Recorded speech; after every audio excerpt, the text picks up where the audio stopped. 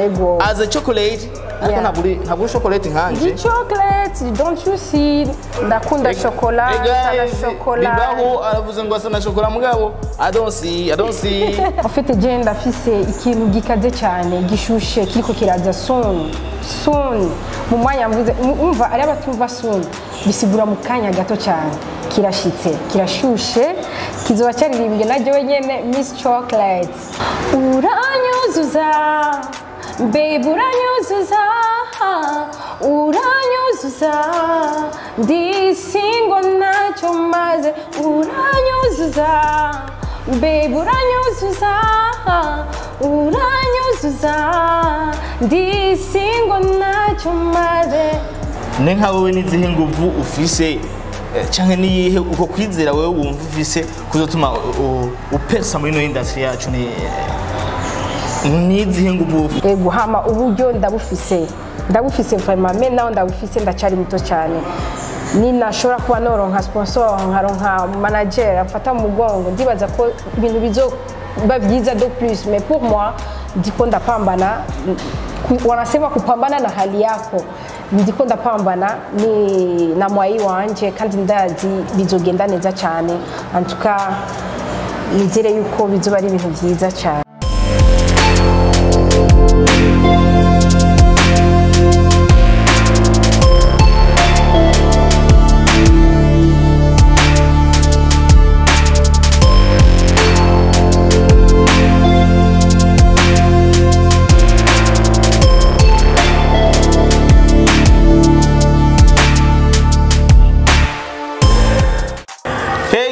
Murameze neza. Impano inyuma y'iyindi tubazanire yindi. Uno musi rero tubagarutse muri studio yacu kugira ngo tubazanire impano. Uno musi rero cyano musi kiraza kusa nk'icumenga kiza ku gifise vibes iteye ubwo. Uno musi nagendewe n'umukobwa nayo jambere ubona yigana n'umukobwa guys. Nabona n'abahungu abantu nyene gutyo. Ariko no musi naronse umukobwa rero nagendewe araza kubanza atwibwire izina ryiwe gusa. Hama nje ndabwira rero uwo ari we. Karibu cyane kuri Iratiro magazine. Ok, merci beaucoup. Meze neza. Bon après-midi plutôt parce que uni après-midi. Uni après-midi. Biravana après-midi cyangwa bonjour bivanye nibyo byambe tubonanye. Iyo umuntu mubonanye haba mu ijoro urashaka kumwamutsa ngo bonjour. Ça existe. Urameze neza rero. Meze neza cyane. En tout cas, je suis heureuse kuba mwamamagaye ngaha. Merci beaucoup. Ndishimye cyane kuba ndi ngaha. Bon ndibaza ko tuza kumarana umwanya utari muto, hama kuri benshi batanzi ndabyimva ngaha bamaze kumenya. So nitwa banyita Miss Chocolate, ushaturanyita Miss Chocolate cyangwa kanyita Dabrat cyangwa Sister Petina, ayo se n'amazina yanje.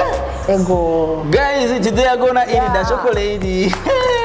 Wabyumvise chocolate amazina ni menshi cyane yavuze. Karibu cyane ku Iratiro magazine ngaha rero. Ku Iratiro magazine nabantu b'impano gusa. Nkuko tubabwiye ni impano inyuma y'iyindi tubazanira impano. Rero nka wewe jewe nkikumenya navuze ati uno muntu ifuke nzomucisha ku Iratiro. Abantu bako badukwikana ku Iratiro magazine ndetse bumvirize uwo muntu neza uwaliwe. As a chocolate, ariko ntabwo chocolate nkanje. Chocolate, don't you see? Ndakunda chocolat, chocolat. Bibaho aravuze ngo asa na chocolat mugabo. I don't see.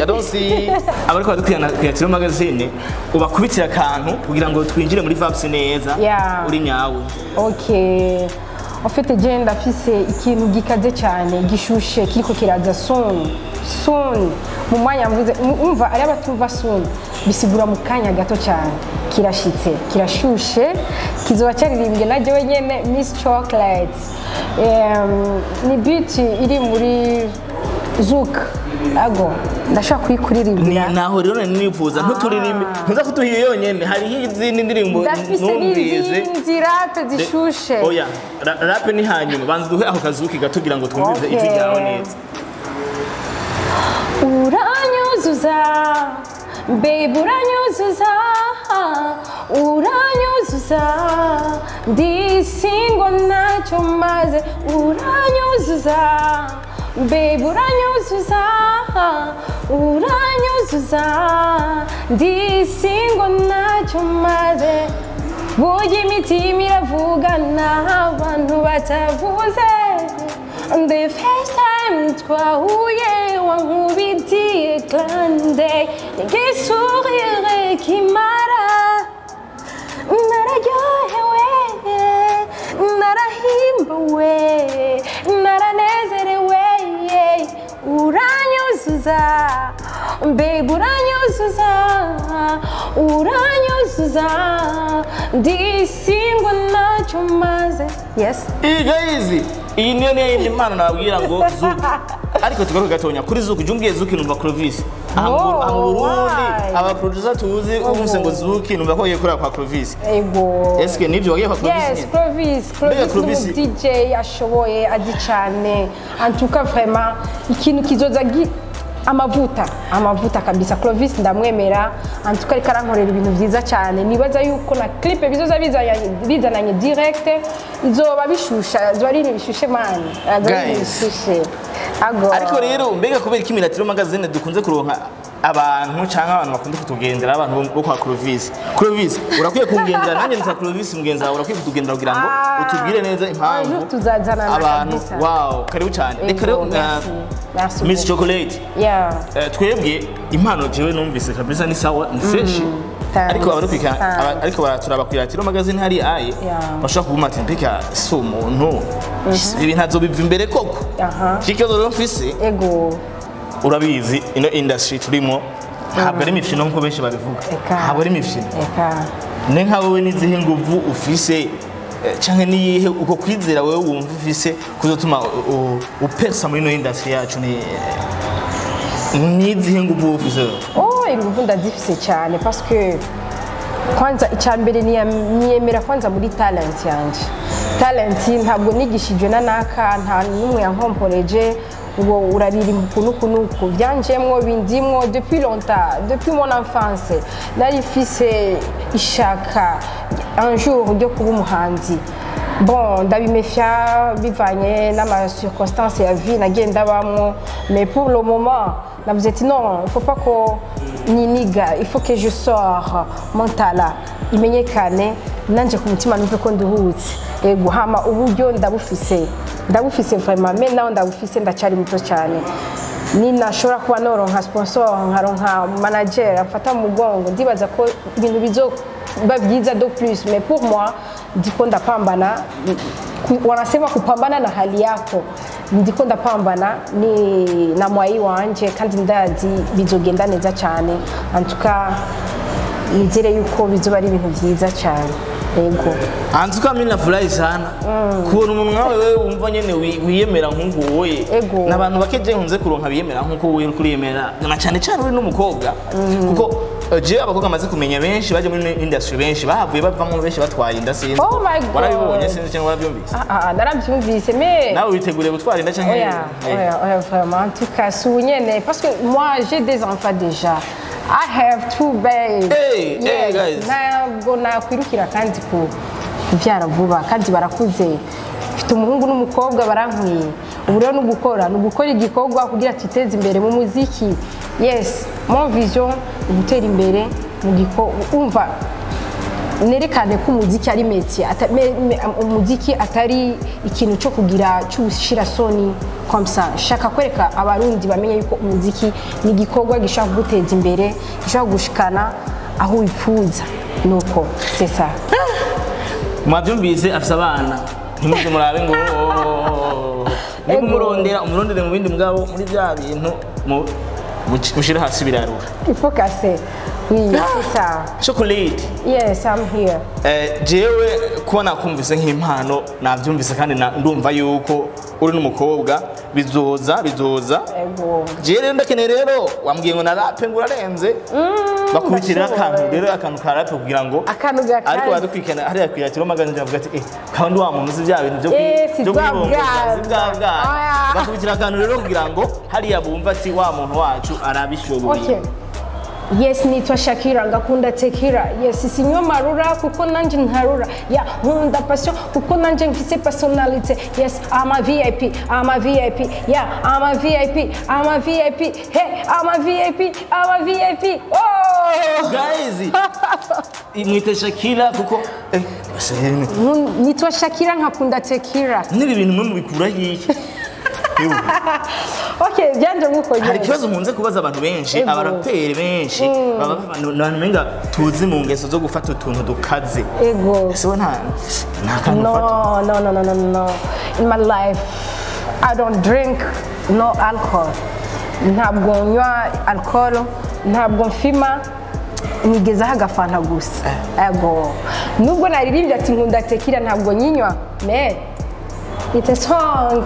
Guys, mubyumvise cyane urukundo tuge. Jewe nico nkunda kubwira abantu kuko ino industry ifite byinshi cyane birimo. Hari ukuntu muririmba abantu bakaba bavuga ati ngo ujya mu ngo ningeso mbi ngo niki ngo barimo, ariko nawe heje kubitubwira. Nk'abariko begereza mu mpera z'ikiganiro, ndakeneye ikintu usaba ko twe ngaha turaba mu mwanya wo kuvuga ikintu ushobora gusaba cyangwa ikintu ushobora gushikiriza. Okay, kintu nashaka gushikiriza abantu bose bazoshobora kumbona ngaha kuri Iratiro magazine, ko bazoshobora kunsapotinga bagira ama like menshi, bon bankunde nkuko ndi parce que nanje nzobakunda uko bari, nzobanezereza, sindabemere ngo nzobaha ibi n'ibi, ndacyari ku rugero rwo hasi cyane, mais nibyakunda mfise vision yo kuzofasha abantu batandukanye batifise. Ego niyo vision yiwanje, ndonke mu muziki nanje ngira ico nshikirije kuri bajya abantu bantawe nikora nakuye muri ujya muziki comme ça, nimwankunda nanje nzobakunda cyane, hama nkaca nsaba abantu bari hejuru cyane bafite amamani ankra kumfata mu mugongo parce que ndacyari muto cyane, nubwo navuze ati ndiko ndigwanako. Oui bien sûr, kugira ngo abantu bagufashe nuko utegerezwa kwerekana ico umaze le début y'ikintu cyawe aho umaze kukigeza, hama abandi bakacafata mu mugongo. Ndasabye abantu vraiment numva ko yashaka kumfata mu mugongo azomfate parce que sinzo mu maramaza ndashoboye cyane. Chocolate mukurangiza tubabwire nk'umuntu yo kwifuza yo gusanga hehe platforms ukoresha, ni mukoresha Facebook cyangwa zande? Ndakoresha Facebook, kuri Facebook nitwa Irakoze Nadia Abdurrahman Sam, ngaca nongira nkitwa Neila Abdurrahman. Okay, izo ni account zanje za Facebook, ndakoresha WhatsApp, ndakoresha Twitter, ndakoresha Instagram, hose ndiho unkeneye nayo mazina nyene. Ego hama ushaka kunkenera kandi ku bundi buryo sanje ndi muganga. Wow guys, muganga. Ndi muganga, encore délégué médical. Je fais les publicités des médicaments dans notre pharmacie qui s'appelle Pharmacare. Et bon, je suis infirmière, bon, déléguée médicale, oui, c'est ça. Oh my God. Wow, je ne sais pas YouTube nta gahunda ya YouTube maintenant ntabwo ndaja kuri YouTube, mais nibaze soon nashaka kuja ko namaze kwerekana ikintu canje, muziki wanje wamaze gutangurwa, wakozwe clip. C'est fini, aho nzochanza njako sorry soon. Guys, mwabyumvise cyane. Ikirundi ndakizi, ndi umurundi kazi, mais j'ai l'habitude de parler le Swahili. I like so much to speak Swahili. Yes, because okay. Guys, yavuze cyane igituma yatugendeye no munsi nuko yifuza kuko ibikorwa bye mu byumva ava yuko ibikorwa bye byotanga kuja habona. Nibaza yuko ikigano niyo caja ahabona uno muntu muzomumva neza uwari we ababwire na channel akoresha kugira ngo muje mukurikirane nkuko tuba tubigenza ngaha kuri Iratiro magazine. Tuma tugereza kubereka abantu bafise impano mugabo ataburyo bwinshi bafise bifuza ahubwo ko mubafasha. Uno mu chocolate nawe wacu nubifuza kumufasha, n'hésitez pas yuko uturondera kuri Iratiro magazine, uratwandikira kuri nimero yacu tukubwira ati yitwa Miss Chocolate. Makoze cyane kudukwikana no kuri Iratiro magazine. Reka nongenda bashimire kuri micro ya Clovis. Ngende nkuko bamusa nkumenyere. Kuri kamera yari Espoir na nagendewe na Chocolate. Reka ndabashimire cyane. Thank you Mr. Mwebwe subscribe kuri channel yacu ya Iratiro magazine. Makoze cyane. Ciao ciao. Ciao.